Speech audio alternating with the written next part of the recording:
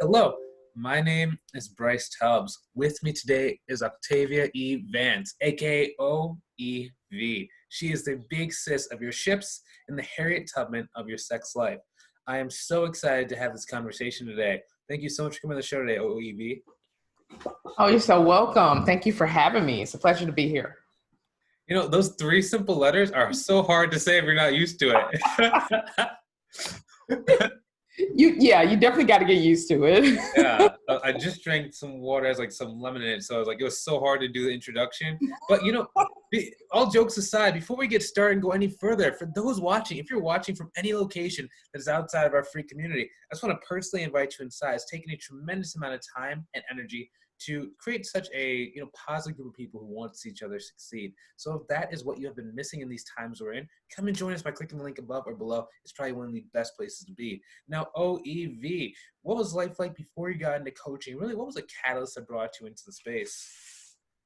I think what life was like before I became a certified life and sex coach was I was in love, married, and married a minister who became a pastor, actually. And of course, I was seen as the first lady. But even like right before we married, like when we was connecting and all of that, I would speak at my church to the ladies there. So the first lady of that church would always have me to do different programs. And I enjoyed speaking in front. So it was not a problem to be speaking, never. But then I married this guy and people were like, you guys are gonna, I think we had a few prophecies when we were newlyweds. I wanna say one came before we got married, but then, right after we had these prophecies that we were gonna speak to couples and that I was gonna be speaking to women and things like that. And at the time we thought it was just married women and wives and things like that. So I was trying to prep myself for that. But as time went on, just being at home before the big boom of social media and all of that, I was always writing something. I was sending an email out to somebody trying to help them in their life. Wasn't even ready, but just was trying to do something. And then social media hit, and it was so much I wanted to share and wanted to say. And I started with a fan page some years ago and started writing, literally just sharing about my life. And people began to ask for mentoring. I was like, whoa, what is mentoring? And so that's kind of like where it went from there. I think by the time we got on social media, we had 2 children. But of course, since then we've added 3, 3 more. So that's the beginning of how it started for me. Wow, that's really cool. So I think just kind of a sidebar, because there are a lot of either new coaches inside of the community watching. Maybe can you talk about how to share your story? Because even for me, some aspects, we try and show more than others. Sometimes we might think that maybe if we show this, it might not be a great thing. Can you maybe talk about how to share? Yes. I began to hear later, after I was already sharing, there was an element and an art to storytelling. Uh-huh. But when I started, I was just sharing really from my heart. And I was very transparent. That's actually what drew the many thousands of people who began to follow my husband and I at that time, was because of our transparency. We would share our ills in marriage that at the time, I believe many people would would cover up. And we would share our arguments, some of the most intense ones. And I think what led to our first book was a post that I wrote, and I entitled it When Love Stands, which eventually became the title of our first book. But it shared how we were separated. And it was just in a post I wrote, I remember when. I think I just said when I remember when. And then, of course, as I went through sharing the heartache and pain of us being separated, I ended with how we got back together, worked it out. And the short version of it, of course, this is a much longer story, and how our belief in our faith in the Most High, and how we had to humble ourselves and things like that, is what got us to be back together. And I believe when I look back at those posts that I've written like that, it started with an issue. It may start like Quentin Tarantino. The ending is first, and then you go back and you explain how you got to that ending. And it just like the issue that we have the climax, you know, all of that, and then the solution. And I think a lot of people are looking for solutions.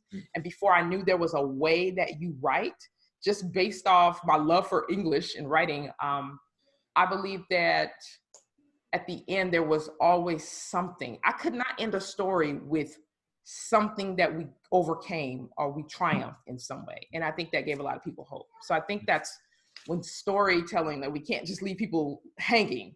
Yeah. That's cool. You know, let me ask you this question. So, you know, maybe some social media tips for even for like maybe a speaker or an author who's in the audience. I was speaking to an author the other day, and she said that she wanted to be able to publish her book, but a lot of the publishers wouldn't talk to her unless she had a certain number of followers. Maybe can you talk about, you know, how to foster and nurture that audience, and maybe how to get past that 1,000, 2,000 people following you kind of range? Yes. I think our page got to 32,000 before we wasn't even posting over there. And those people, a lot of them are still there until recently, because there's always controversy when it comes to me. But one of the things that I did without knowing any of how to or anything was I made sure we posted daily. In the beginning, it was here, you know, in the beginning it was here and there because we was also doing a group. But then as time went on, one of my posts went viral over there for that time. And all these people were there. And I was like, oh my God, I can't sit here in pity pat anymore. We can't sit here and do this. We've got to give these people something. They begin to ask for something that we could actually give them. And so we put a strategy together, just my husband and I just sitting around talking. I was like, babe, we're going to have to post like at least twice a day, because we had a group of people who came from another part of the world.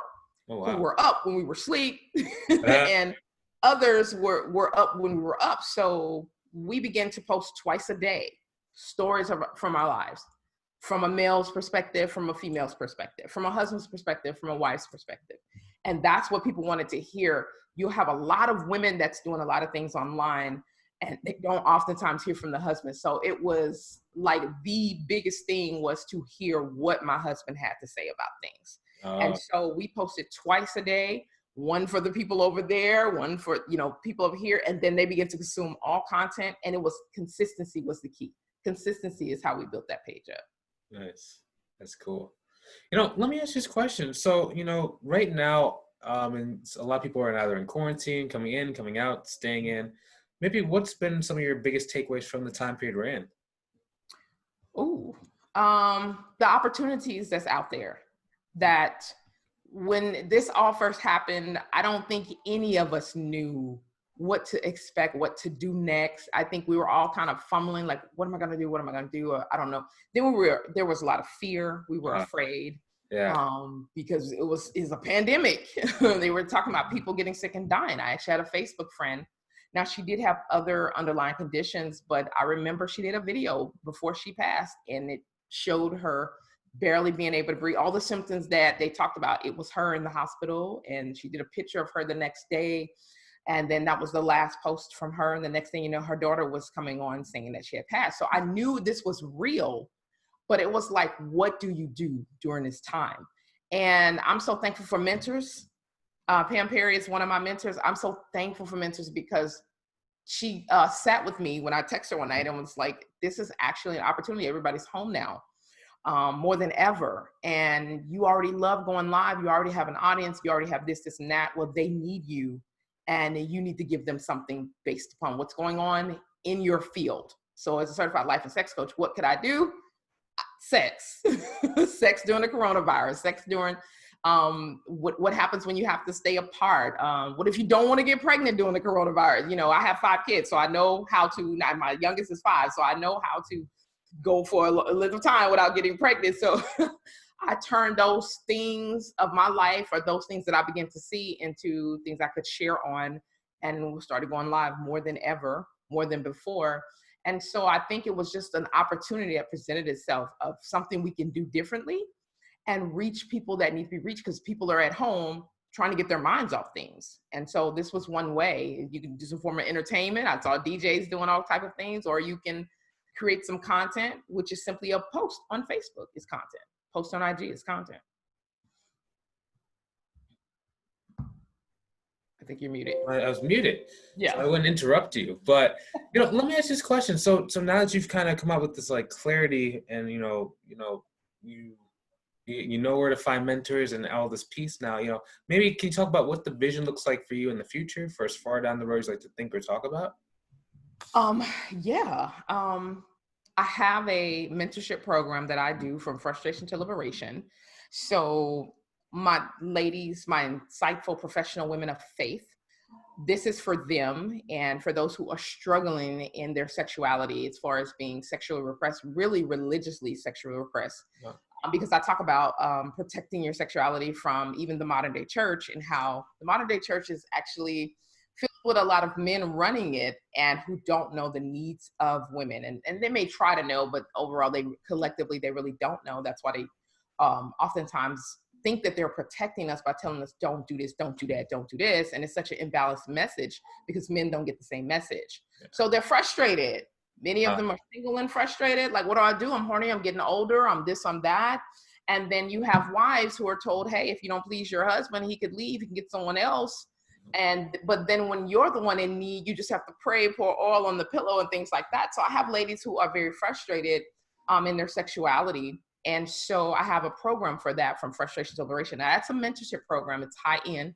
It is something that requires an investment.